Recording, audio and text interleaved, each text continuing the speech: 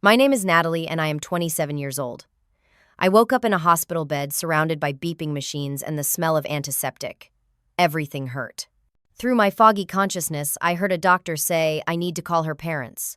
She may not survive tonight. When they finally reached my parents, their response shattered what was left of my broken body. "We cannot come right now. Our younger daughter is having her promotion party." 2 weeks later, they finally decided to visit, but my hospital bed was empty. All they found was a note that would change everything. If you are watching this from anywhere in the world, please hit the like button and subscribe to my channel. Let me know in the comments if your family has ever disappointed you when you needed them most, and stay with me as I share how I found strength when those who should have cared the most simply did not show up. Growing up, I always had a complicated relationship with my younger sister, Heather. 3 years younger than me, she was the miracle baby born after my parents had been told they could not have more children. From the moment she arrived, the dynamic in our home shifted dramatically. Family photos told the story better than words could, my parents beaming at Heather while I stood slightly apart. My achievements acknowledged with obligatory smiles while her smallest accomplishments were celebrated extravagantly. Despite this imbalance, I loved my sister. We shared whispered secrets under blanket forts and defended each other from neighborhood bullies. But as we grew older, the disparities in how our parents treated us became increasingly obvious and painful. When I got straight. As in high school, my father nodded and said, "That is what we expect." When Heather brought home B's and C's, they took her out for ice cream to celebrate her effort. I learned early that external validation from my parents would never come easily, so I became self-reliant. I worked after school to save for college, knowing my parents were setting aside money for Heather but expecting me to figure it out on my own. "You are the responsible one," my mother would say, as if my maturity justified their emotional neglect. College was my escape. I thrived at State University, double majoring in business and marketing while working part-time. I made the dean's list every semester, joined the debate team, and secured a prestigious internship at Maxwell Advertising during my junior year. My roommate Jessica became the sister I had always wanted, someone who celebrated my wins without competition or jealousy. After graduation, I was offered a full-time position at Maxwell. Within 5 years, I had risen to senior marketing strategist, managing my own team and accounts. My apartment was small, but mine decorated with travel souvenirs from business trips and weekend getaways with friends. I had built a life to be proud of, even without the parental support most of my colleagues took for granted. Heather followed a different path. She changed majors 3 times before settling on communications, took a year off to find herself in Europe, funded by our parents, and eventually landed an entry-level position at Rivera Marketing, a direct competitor to Maxwell. Our professional rivalry added another layer of complexity to our already strained relationship. The real tension began when rumors circulated that Rivera was pursuing the Westfield account, a client my team had been courting for months.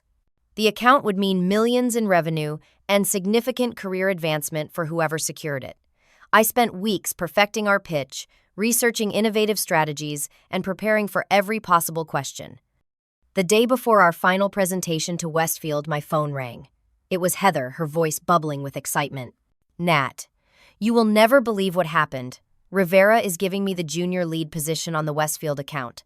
They are announcing it tonight at a special party at LeBlanc." My stomach dropped.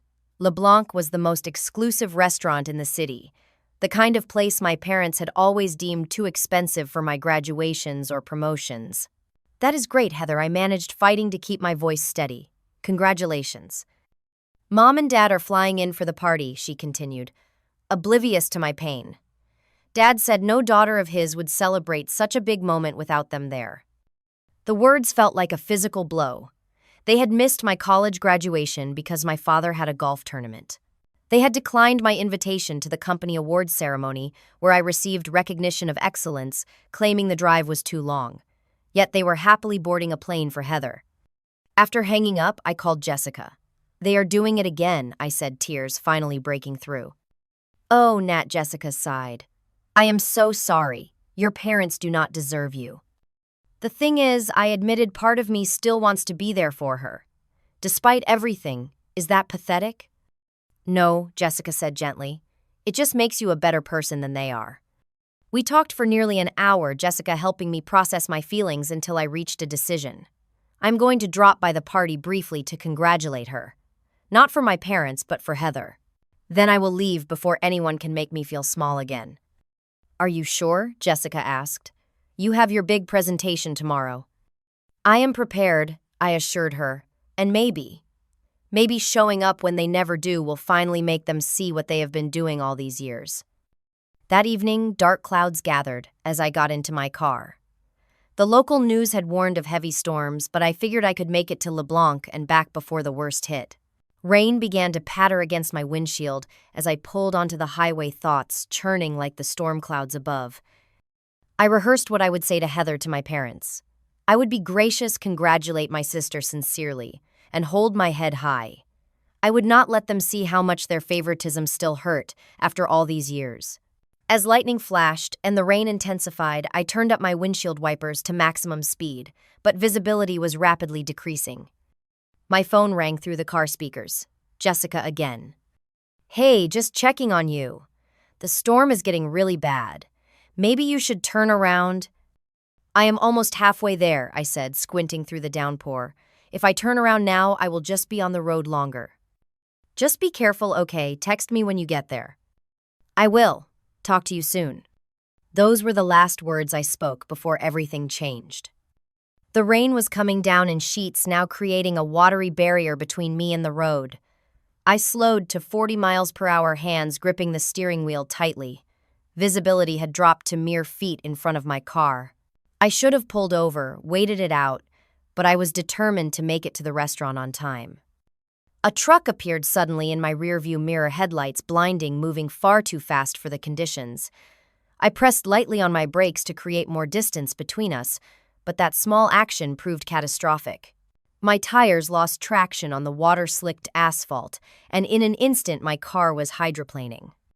I remember fragments after that, the sickening sensation of losing control, my car spinning across lanes, the headlights of an oncoming semi-truck growing larger, the deafening crunch of metal, meeting metal, the deployment of airbags, and then nothing but darkness and pain. Voices swam in and out of my consciousness. Female 27, multiple injuries, possible internal bleeding. Hands moving over me, cutting away my clothing, attaching monitors. BP dropping. Get 2 large-bore IVs in. Type and cross for 4 units. I tried to speak, but could only manage a groan. Someone shined a light in my eyes. She is reactive. GCS of 12. Let the trauma team know we are 5 minutes out. The ambulance siren wailed above me, the sound distorting as I faded in and out of awareness. I felt cold. So terribly cold. Someone placed a warm blanket over me. Hang in there, sweetheart. We are almost at St. Michael's blanks. The hospital was a blur of bright lights and urgent voices. Trauma 1 is ready. Multiple rib fractures. Pneumothorax. Head CT. Get ultrasound in here for fast exam. A tall doctor with kind eyes leaned over me. Natalie, I am Dr. Torres. You have been in an accident. We are going to take good care of you. His voice was steady, reassuring, despite the chaos around us. We need to take you to surgery right away to stop some internal bleeding. Do you understand? I managed a small nod, wincing at the pain that simple movement caused. Is there someone we should call? He asked. My parents, I whispered the words, feeling strange in my mouth. Despite everything, they were still the ones I thought to call in my moment of greatest need. We will contact them right away, Dr. Torres promised.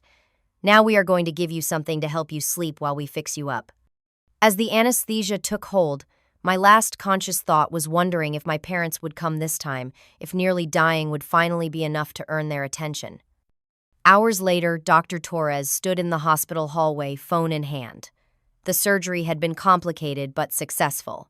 They had stopped the bleeding from Natalie's lacerated liver, removed her ruptured spleen, repaired her collapsed lung, and stabilized her multiple fractures. The head CT had shown a moderate concussion, but thankfully no bleeding in her brain. She was not out of danger yet, but her chances had improved dramatically. He dialed the emergency contact number from her phone, preparing to deliver the news that no parent ever wants to hear. Hello, a woman answered her voice. barely audible over music and laughter in the background. "This is Dr. Michael Torres from St. Michael's Hospital. Am I speaking with Elizabeth Parker, Natalie Parker's mother?" There was a pause. Then, "Yes, this is she. What is this about?" "Mrs. Parker, I am calling because your daughter Natalie has been in a serious car accident. She is in critical condition. We have just completed emergency surgery, but I must tell you that her condition remains unstable. The next 24 hours will be crucial." Another pause, longer this time. He could hear the woman moving, presumably to a quieter location. "How serious is it?" she finally asked. "Very serious, Mrs. Parker. There is a possibility that she may not survive the night. It would be best if you and your husband could come to the hospital as soon as possible." What came next was a response Dr. Torres would remember for the rest of his career. "I see," Elizabeth Parker said, her voice surprisingly measured. "Well, that is difficult timing. You see, our younger daughter is having her promotion party right now. All our relatives are here, many from out of town. We cannot just leave." Dr. Torres gripped the phone tighter. "Mrs. Parker, perhaps I have not made myself clear. Your daughter Natalie may not survive until morning. This could be your only chance to see her." "I understand what you are saying, doctor," she replied, irritation creeping into her tone. "But surely you understand our position. Heather has worked very hard for this promotion, and we cannot ruin her special night. The hospital will take good care of Natalie until we can get there tomorrow, or perhaps the day after, once we have seen our out-of-town guests off." Dr. Torres was momentarily speechless. In 15 years of emergency medicine, he had never encountered parents who would prioritize a party over their critically injured child. "Mrs. Parker, as Natalie's physician, I strongly urge you to reconsider." "Doctor, we appreciate your concern, but we have made our decision. Please keep us updated on any changes in her condition. Now, if you will excuse me, I need to get back to our guests." The line went dead, leaving Dr. Torres staring at the phone in disbelief. What he did not know was that Emma Wilson, the ICU nurse assigned to Natalie, had been standing nearby, unable to avoid overhearing his side of the conversation. The look they exchanged needed no words.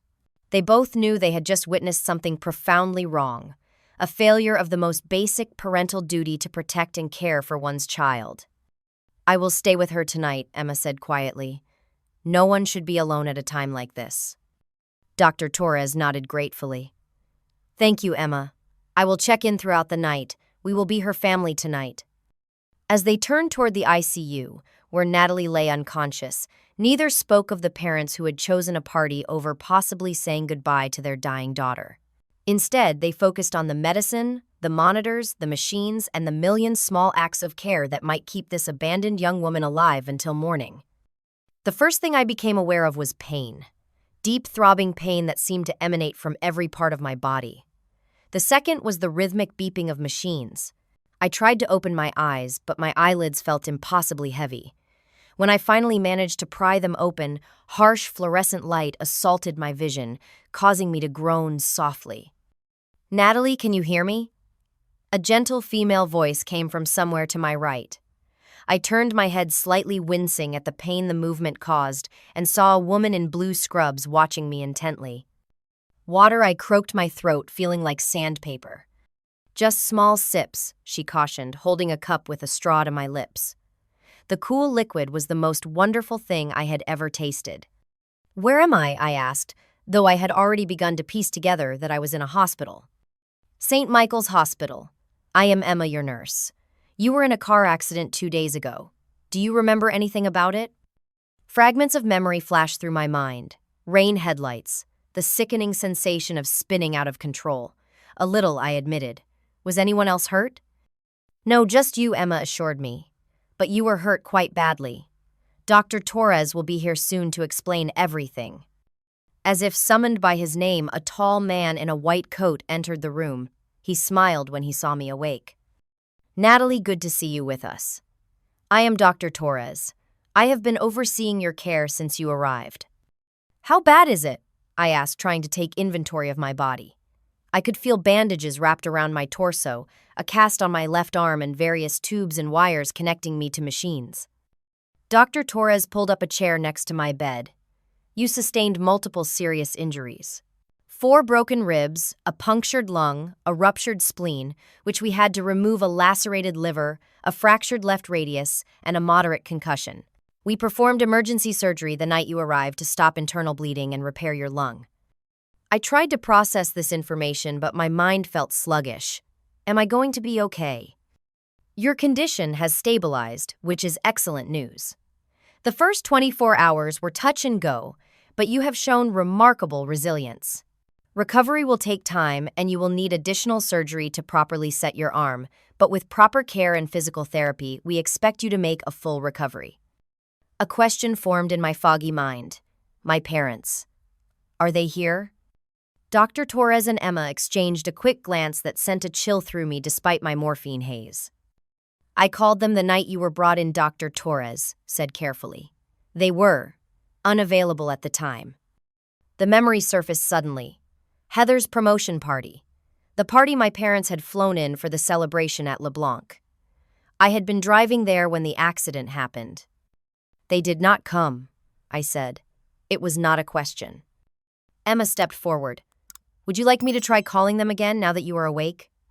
I closed my eyes, feeling tears threatening. This should not hurt anymore. After years of disappointment, their absence should have been expected, not devastating. Yet it was. No, I whispered. Not right now. The days that followed established a routine.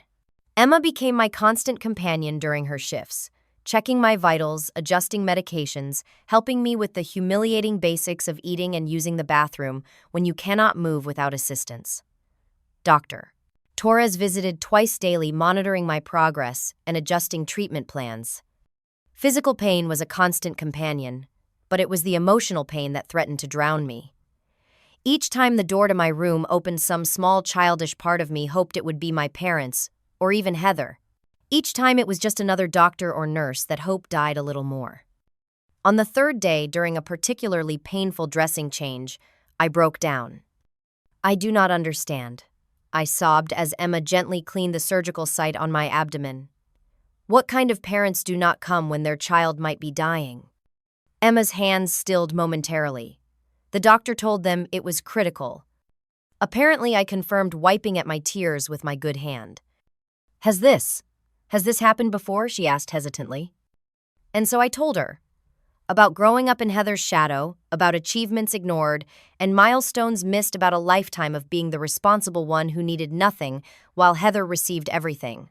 Emma listened without judgment, her kind eyes encouraging me to release years of bottled pain. My high school graduation, they were late because Heather had a dance recital the same day. My college graduation, my father had a golf tournament. When I got my promotion to senior strategist, they said the drive was too far. But they flew across the country for Heather's events without hesitation.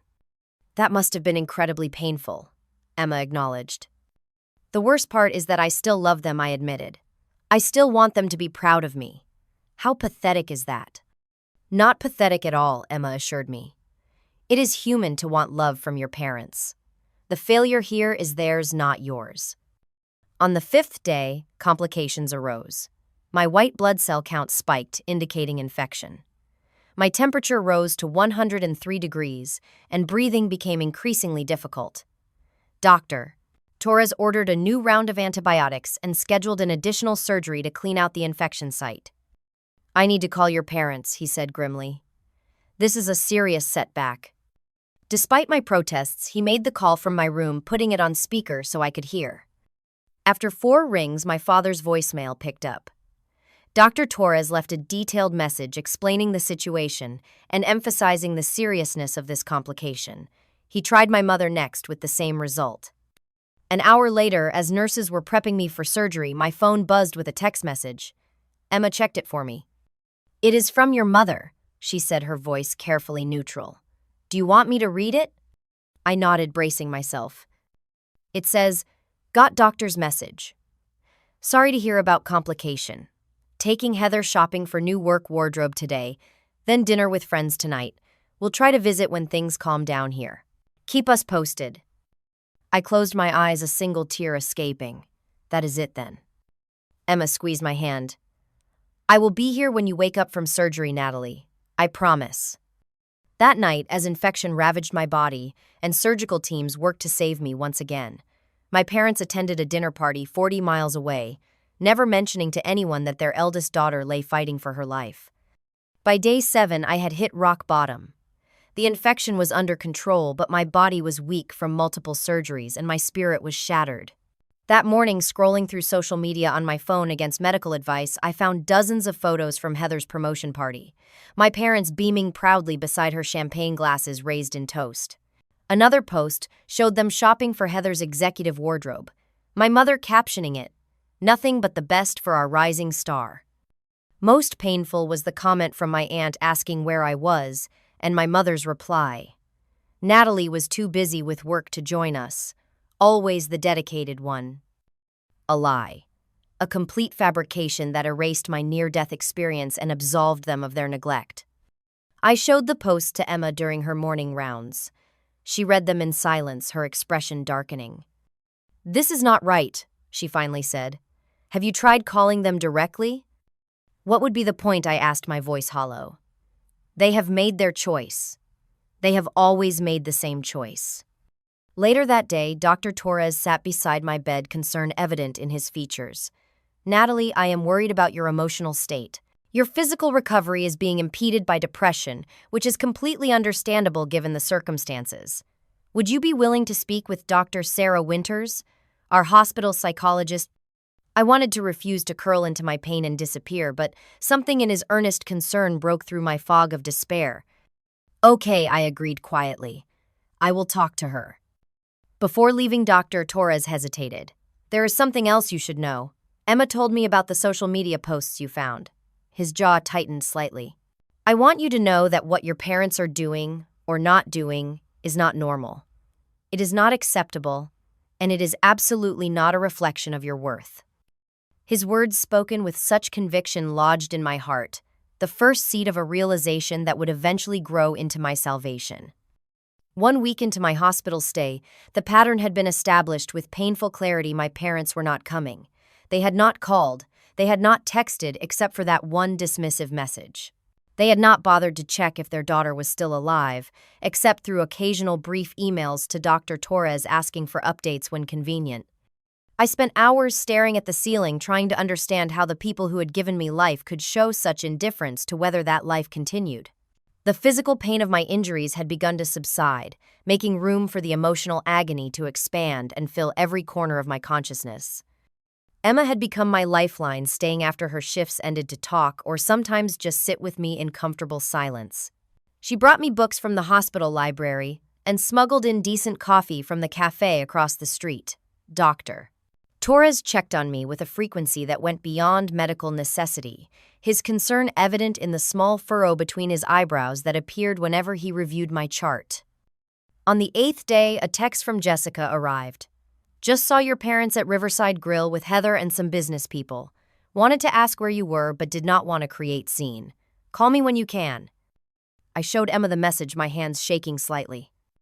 "Riverside Grill is 20 minutes from this hospital," I said quietly. 20 minutes. Emma's lips pressed into a thin line.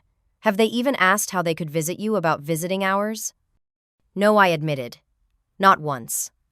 That afternoon, I forced myself to do a more thorough check of social media, something I had been avoiding since discovering the promotion party photos. What I found left me breathless with pain. There were photos of my parents with Heather at restaurants, at a theater show, shopping at exclusive boutiques. My father had posted about the joy of watching our daughter succeed with a picture of him and Heather outside her office building. My mother had shared photos of an expensive designer watch they had given Heather as a promotion gift with the caption, "Only the best for our superstar." But the post that broke me completely was from a family friend who had commented on one of Heather's photos. "Beautiful family. But where is Natalie?" To which my mother had replied, "Our Natalie is always so busy with her important pros and important how job. She sends her love and congratulations, but could not take time away right now." A complete fabrication, a lie that erased my trauma and absolved them of their neglect. I must have made some sound of distress, because Emma, who had been adjusting my IV, was suddenly at my side. "What is it?" she asked, gently taking the phone from my trembling hands. She read the exchange, her expression darkening. "This is not right," she said firmly. "Have you considered calling them out publicly, letting people know where you really are?" I shook my head. "That is not who I am. I do not want to create drama or hurt Heather. This is between me and my parents." Emma nodded, respecting my decision, even as concern shadowed her eyes. "Do you want me to try calling them? Sometimes people respond differently to medical professionals." "No," I said, suddenly certain. "No more reaching out. No more begging for scraps of attention. If they want to know how I am, they can make the effort themselves." That afternoon, Dr. Torres brought Dr. Sarah Winters to meet me. She was younger than I expected, with curly red hair and a smattering of freckles across her nose that made her look more like a college student than a psychologist. But her eyes held a depth of understanding that immediately put me at ease. "Dr. Torres has filled me in on some of your situation," she said, taking the seat beside my bed. "But I would like to hear it from you if you are comfortable sharing." Something about her straightforward approach broke through my defenses. I found myself telling her everything, not just about the accident and my parents' absence, but about a lifetime of being second best of achievements, overlooked of love that always seemed conditional while Heather received it freely. "It sounds like you have been dealing with a pattern of emotional neglect for most of your life," Dr. Winters observed. "That can be just as damaging as more obvious forms of abuse." "Abuse seems like a strong word," I said uncomfortably. "Perhaps," she acknowledged. "But consistent emotional neglect leaves real scars, Natalie, and it can distort our sense of self-worth and our expectations of relationships. I have always told myself that I am the strong one, the independent one, who does not need validation," I admitted. "But seeing those posts knowing they are literally minutes away dining at restaurants while I am here, it hurts in a way I cannot explain." Dr. Winters nodded. "Of course it does. You are human, and humans need connection, especially with their parents. What you are feeling is a normal response to an abnormal situation." Our conversation continued for over an hour, touching on family dynamics, coping mechanisms, and the possibility of setting boundaries with toxic relationships, even parental ones. "Recovery is not just physical," Dr. Winters said as she prepared to leave. "Healing your heart and mind is just as important as healing your body. I would like to continue our sessions if you are willing." For the first time since the accident, I felt a glimmer of hope. Not that my parents would suddenly change, but that perhaps I could change how their behavior affected me. That evening, Emma brought me dinner from outside the hospital. Real food instead of the bland hospital fare I had been forcing down. "I thought you could use something that actually tastes good," she said, unpacking containers of pasta and salad. As we ate, she hesitated, then said, "I hope this is not overstepping, but I wanted to share something with you. When I was 22, my mother chose her abusive boyfriend over me. When he hit me at a family dinner, she took his side and asked me to leave. I spent years trying to win back her approval, making myself smaller, apologizing for things that were not my fault." "What happened?" I asked softly. "I finally realized I was chasing something that did not exist, unconditional parental love that she was not capable of giving. Once I accepted that I could start building a life based on relationships with people who were capable of healthy love." "How did you do it? Just walk away from your own mother?" Emma's smile was sad but resolute. "Not all at once. It was a process. I started by setting boundaries, being honest about how her choices affected me, and most importantly, building my own chosen family of friends who loved me for exactly who I am." "Chosen family," I repeated the concept, both foreign and deeply appealing. "Blood makes you related," Emma said. "But love and respect make you family. And Natalie, you deserve to be surrounded by people who show up for you, not just when it is convenient, but especially when it is hard." Her words struck a chord deep within me, awakening questions I had never allowed myself to consider. What if I stopped waiting for my parents to change? What if I built my life around people who had proven they would show up when it mattered? As I drifted to sleep that night, these questions followed me into my dreams, planting seeds of a new perspective that would soon take root. Dr. Sarah Winters became a regular visitor to my hospital room. Initially, I was resistant to the idea of therapy. I had spent my life priding myself on self-sufficiency, on needing no one. But there was something about Sarah's approach that bypassed my defenses. She did not offer empty platitudes or tell me what to feel. Instead, she asked questions that made me examine beliefs I had held for so long they had become invisible to me. "Why do you think you need to earn your parents' love?" she asked during our third session. "Does not everyone have to earn love?" I countered. Sarah's response was gentle but firm. "No, Natalie. Healthy parental love is unconditional. Children should not have to earn their parents' presence, especially during life-threatening crises."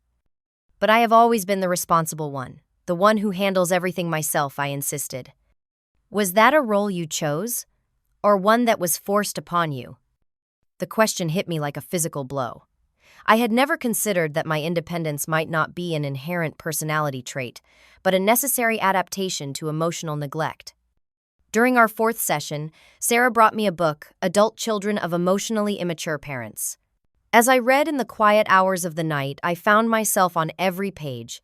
The hypercompetence, the emotional self-sufficiency, the deep-seated belief that I was somehow fundamentally unworthy of the love freely given to my dim sister.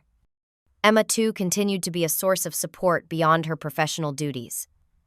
She brought me another book, this one about setting boundaries, with certain passages highlighted from her own reading years before. "This chapter helped me understand that setting boundaries is not selfish," she explained, pointing to her notations in the margin. "It is necessary for healthy relationships." Physically, I was making progress.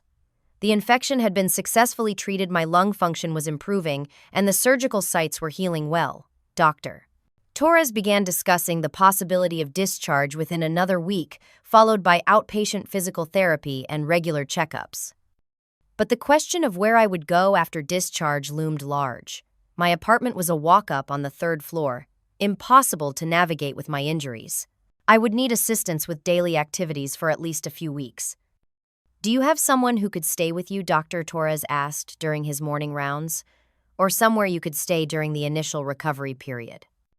The question hung in the air, highlighting the absence of my family. In a normal family, parents would insist I recover at their home. Siblings would offer to help. But my family was not normal, a fact I was finally beginning to accept. Before I could respond, my phone rang, the hospital phone, since my cell had been destroyed in the accident. It was Jessica, who had been calling daily since discovering my situation. "I just got off the phone with Brian from work," she said without preamble. "He heard about the accident and wants to help. He has a guest house behind his main home that he says you are welcome to use during recovery. It is all on one level, has a walk-in shower with rails, and he and his wife would be right next door if you need anything." Brian Thompson was the creative director at Maxwell, a kind man in his 40s who had always been supportive of my career. We were friendly colleagues but not close friends, which made his offer all the more touching. "That is incredibly generous," I said, "but I could not impose like that." "He insists it is no imposition. The guest house is just sitting empty, and his wife is a nurse practitioner who works from home 3 days a week. Honestly, Nat, it is perfect." After Jessica hung up, I sat in silence, processing this unexpected kindness from someone who had no obligation to help me. Meanwhile, my own parents, who lived just 40 minutes from the hospital, had not even called to check on me. That afternoon, Dr. Winters visited again. I told her about Brian's offer and my reluctance to accept it. "Why does accepting help make you uncomfortable?" she asked. "I have always handled things myself," I explained. "Relying on others feels weak." Or perhaps she suggested you learned early that asking for help meant risking rejection, so you stopped asking.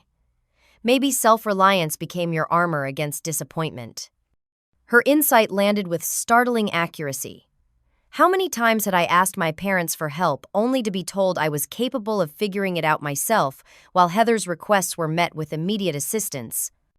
"What would happen if you accepted Brian's offer?" Sarah continued.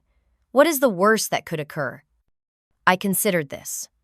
I suppose I might be a burden, or they might resent me for imposing. And the best that could happen? I would have a safe place to recover, help when I need it, maybe even strengthen a friendship. Sarah smiled. "Recovery is not just about healing physical wounds, Natalie. It is also about healing patterns of thinking that no longer serve you." Perhaps this is an opportunity to practice receiving what you deserve, kindness, care, and support during a difficult time. That evening, Emma helped me call Brian to accept his offer. His warm response: "We are so glad to help Natalie. Linda and I have been worried about you," brought unexpected tears to my eyes. Here was someone who barely knew me, offering more support than my own parents had my entire life. The next morning, an email arrived from my mother planning to visit this weekend if schedules permit. "Your father has golf tournament but might come Sunday. Heather very busy with new position but sends love. How long until discharge?" No questions about my condition. No acknowledgement of their absence. Just practical inquiries about timing and convenient scheduling. I showed the email to Emma, who read it with a frown. 2 weeks, she said. 2 weeks you have been here, and this is what they send. For the first time, instead of pain, I felt something new stirring within me. Anger. Clean, clarifying anger that cut through the fog of hurt and rejection.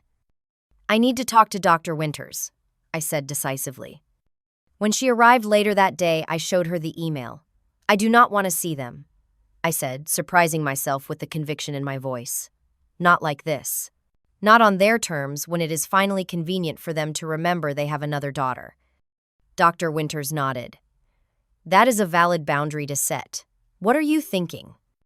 "I am thinking," I said slowly, "that I want to leave before they arrive, and I want to leave them a note explaining exactly why." "That sounds like a significant step. How does the idea make you feel?" I searched my emotions carefully. Scared, I admitted, but also relieved. Like I might finally be choosing myself after a lifetime of being unchosen.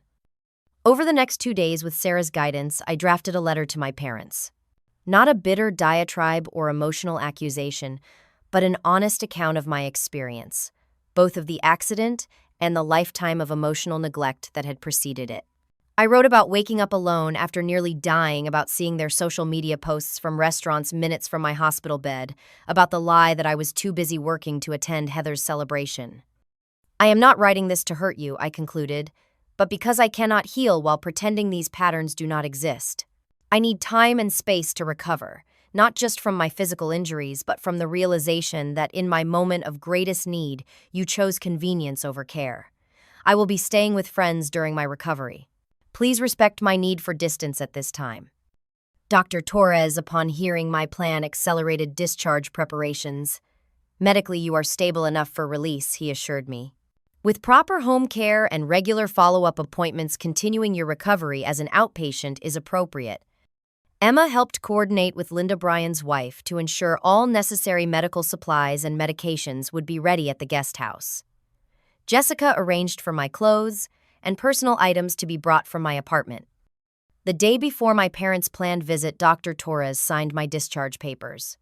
As Emma helped me into a wheelchair, the significance of the moment struck me. I was choosing a different path, one that prioritized my well-being over the desperate quest for parental approval that had shaped so much of my life. "Are you sure about this?" Emma asked gently as she wheeled me toward the hospital exit where Brian waited. I took a deep breath, feeling a strange mixture of grief and liberation. "Yes," I said firmly. "For once in my life, I am choosing me." The morning of my discharge dawned bright and clear, a stark contrast to the stormy night that had brought me to St. Michael's 2 weeks earlier. Emma arrived early before her shift officially began to help me prepare for departure. She had brought me a comfortable outfit suitable for my injuries. Loose-fitting pants with an elastic waistband that would not irritate my surgical sites. A button-up shirt easy to put on with my casted arm and slip-on. Shoes. "Big day," she said, her smile. A mixture of happiness and something more complex. Pride, perhaps, or maybe a touch of sadness at saying goodbye. "I would not be here without you," I told her, the words inadequate for the depth of gratitude I felt. Not just the medical care, but everything else. Emma squeezed my hand. "You are stronger than you know, Natalie. All I did was remind you of that strength when you had forgotten." Dr. Torres arrived next, clipboard in hand, to conduct a final examination and review discharge instructions. "Your recovery is progressing well, but remember, this is just the beginning," he cautioned. "No lifting anything heavier than 5 pounds for at least 6 weeks. Follow up with Dr. Patel next Thursday for your first outpatient appointment. Take all medications exactly as prescribed.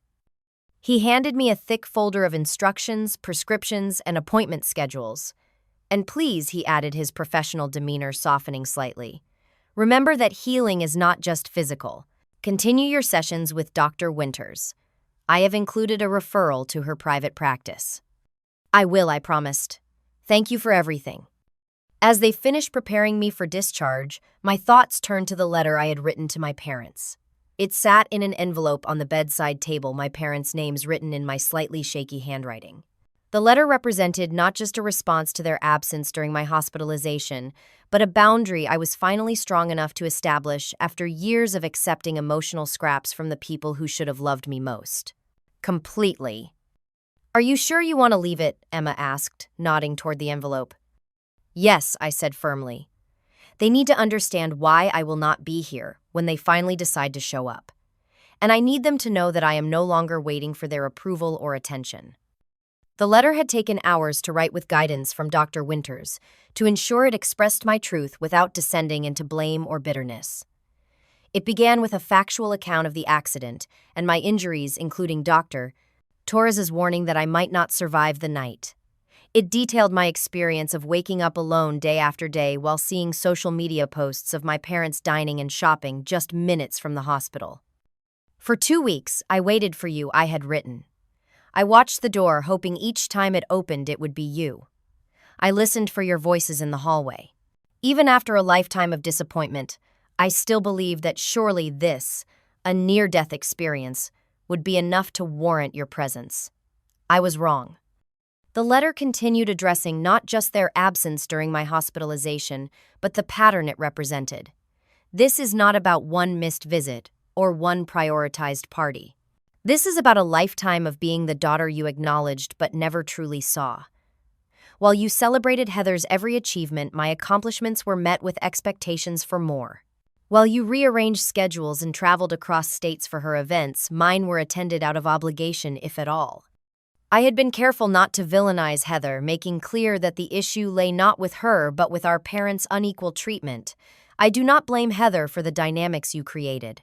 She deserves to be celebrated and supported.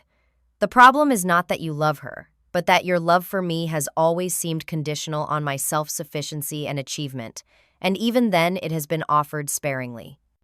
The most difficult section to write had been the conclusion where I established the boundary I needed for my own healing. I will be recovering at a friend's home for the foreseeable future. I need time and space to heal, not just from my physical injuries, but from the realization that in my moment of greatest need, you chose convenience over care. Please respect my decision by not attempting to contact me until I reach out to you. This is not about punishment, but about protection. I need to protect my heart and my healing process right now. I had signed it simply, Natalie, forgoing the love that would have been customary but felt dishonest in this context. Now, as Emma helped me into the wheelchair that would take me to the hospital exit, I felt a strange mixture of grief and liberation.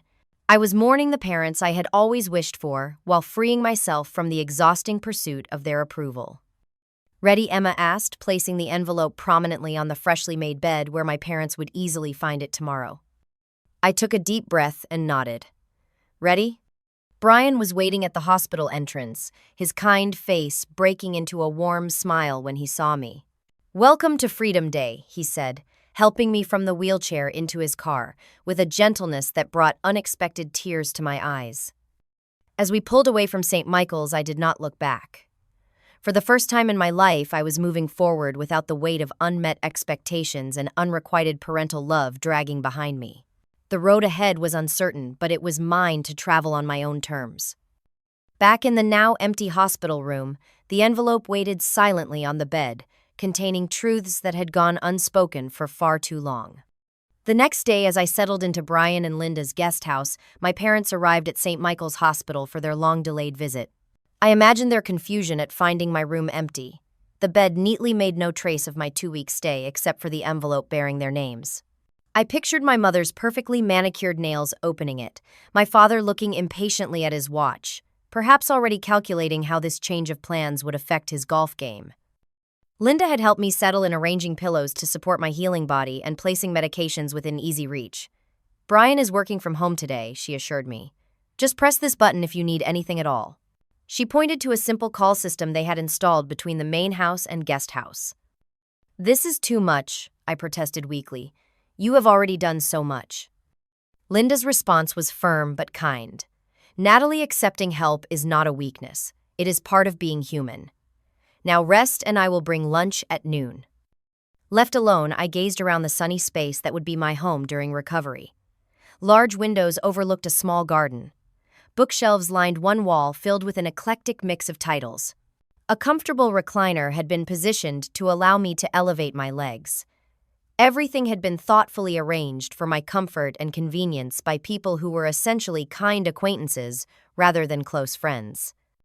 The contrast between their generosity and my parents' indifference brought a familiar ache, but it was duller, now tempered by a growing understanding that my worth was not determined by my parents' capacity to recognize it. My phone buzzed. A new phone Jessica had helped me set up my old one, having been destroyed in the accident. It was a text from Emma thinking of you today. How is the new place? As I typed a response, another message arrived, this one from Dr. Winters. Remember, healing is not linear. Be gentle with yourself today. Their care surrounded me like a warm blanket, evidence that family could be chosen, not just born into.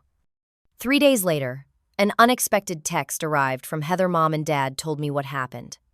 I had no idea you were in the hospital. I am so sorry, Nat. Can we talk? I stared at the message, conflicting emotions swirling. Anger that she had not known. Had my parents truly told no one? Confusion about what they had shared with her now. Wariness about her motivations. But beneath it all, a lingering love for the sister who had been my first friend before family dynamics had driven us apart. After consulting with Dr. Winters, I agreed to a phone call with Heather. Her voice was thick with tears as she explained that our parents had told her I had been in a minor fender bender but was fine and staying with friends to recover. I only found out how serious it was when they came back from the hospital yesterday, she said. They had your letter. Mom was angry, but Dad was quiet. I have never seen him like that. What did they tell you? I asked cautiously. Just that you had left the hospital before they arrived and left a dramatic note. I asked to read it, but they refused. When I pressed for details about your accident, they finally admitted how serious it had been. She paused. Nat, I would have come. You have to believe that. No stupid promotion party is worth more than you. For the first time, I considered that Heather might also be a victim of our parents' dysfunctional behavior, differently positioned, perhaps even benefiting in many ways, but still damaged by the unhealthy dynamics they had created. I believe you, I said, and was surprised to find I meant it. That call marked the beginning of a cautious reconnection with Heather. She visited the guest house a week later, bringing my favorite cookies and a pile of magazines. We talked for hours more honestly than we had in years about the ways our parents had positioned us as competitors rather than allies. I always thought you had it better, she admitted. You were so independent, so accomplished. I felt like I was constantly scrambling to measure up to you. And I thought you had everything I wanted, I confessed. Their attention, their pride, their presence at every important moment. We were both wrong, Heather said softly. Neither of us got what we really needed. My parents' response to my letter was less evolved. My mother sent a terse email calling my actions ungrateful and my letter hurtful and one-sided. My father did not contact me at all. With Dr. Winters' support, I did not engage with my mother's attempt to pull me back into old patterns of apologizing for my feelings and prioritizing their comfort over my truth. 6 months passed. My body healed more quickly than expected. Physical therapy helped me regain strength and mobility. I returned to work part-time after 3 months, then full-time after 5, with colleagues welcoming me back with genuine warmth. The most profound healing, however, happened internally. Weekly sessions with Dr. Winters helped me recognize and begin to dismantle the belief systems that had been instilled in me from childhood. That love must be earned, that my value was tied to achievement, that independence meant never needing support. I maintained contact with Heather, our relationship evolving into something healthier than it had ever been, freed from the competition our parents had fostered. She eventually confronted them about their treatment of me, reporting back that they were defensive and dismissive. Her willingness to see the truth and stand by me was a gift I had never expected. Emma and I became genuine friends, meeting for coffee regularly. Brian and Linda remained supportive presences in my life, our connection deepening beyond the initial caregiver-patient relationship. Jessica, always my steadfast friend, continued to be my rock. Around them and others who entered my life during this period of transformation, I built what Emma had called my chosen family. People who showed up consistently, who celebrated my joys and supported me through difficulties, who loved me not for what I achieved but simply for who I was. 1 year after the accident, I began volunteering at a support group for trauma survivors, sharing my experience of physical and emotional recovery. During one session, I found myself saying words that crystallized the lesson of the past year. Sometimes the greatest wounds are not the ones that show on our bodies, but the ones inflicted by those who should have protected us. And sometimes the most powerful healing comes not from receiving the love we always wanted from those people, but from accepting that they may never be able to give it and finding it elsewhere instead. A young woman approached me after the meeting, tears in her eyes. "How did you stop wanting their approval?" she asked. I considered her question carefully. I did not stop wanting it, I admitted. I just stopped basing my worth on whether I received it. I realized that their inability to love me fully was about their limitations, not my value. As I drove home that evening, I reflected on the strange gift that had come from my greatest pain. The accident that had nearly taken my life had instead given me a new one built on genuine connections, healthy boundaries, and the revolutionary understanding that I was worthy of love, exactly as I was, no achievements required. My hospital bed had been empty when my parents finally arrived, but my life was now full in ways I had never imagined possible. So I ask you, my friends watching this, have you ever had to let go of someone you desperately wanted to hold on to? Have you found that sometimes the emptiness left behind can eventually be filled with something more authentic and nurturing? Please share your experiences in the comments below, and if this story resonated with you, give it a like, and subscribe to my channel for more stories of healing and transformation. Remember that your worth is not determined by those who fail to see it, and that family can be found in the most unexpected places. Thank you for being part of my journey, and I wish you strength and peace on yours.